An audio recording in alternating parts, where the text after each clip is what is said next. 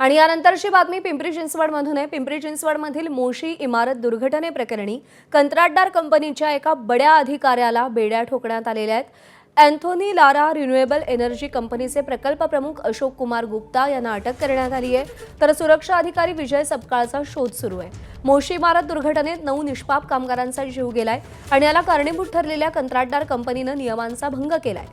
सुरक्षेच्या दृष्टीने हलगर्जीपणा केलाय, त्यामुळे गुप्ता आणि सपकाळवरती सदोष मनुष्यवधाचा गुन्हा दाखल करण्यात आलाय। कंपनीसोबत पालिकेचा पर्यावरण विभागही जबाबदार आहे, त्यामुळे पर्यावरण विभागाचे प्रमुख संजय कुलकर्णी आणि कार्यकारी अभियंता योगेश आल्हाट यांच्यावरही पोलिसांकडून कारवाई होऊ शकते, असं पोलीस उपायुक्त मारुती जगताप यांनी स्पष्ट केलंय। पोलीस उपायुक्तांशी संवाद साधलाय नाझीम मुल्ला यांनी। आपल्यासोबत डीसीपी मारुती जगताप सर आहेत। सर, कुणाकुणावरती हा गुन्हा दाखल झालेला आहे आणि तपास कसा सुरू आहे?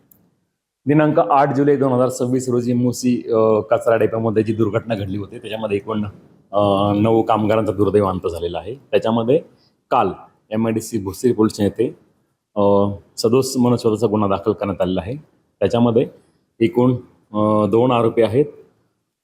आरोपी क्रमांक 1 हा सदर कंपनीचा प्लॅन्ट हेड आहे, म्हणजे प्रकल्प प्रमुख आहे, आणि दुसरा जे आरोपी आहे तो कंपनीचा सेफ्टी ऑफिसर आहे।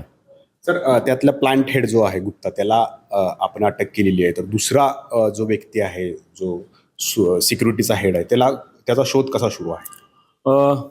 आरोपी क्रमांक 1 अटकेमध्ये आहे, तसेच आरोपी क्रमांक 2 जो आहे त्यालाही आपण लवकरच ताब्यात घेऊ।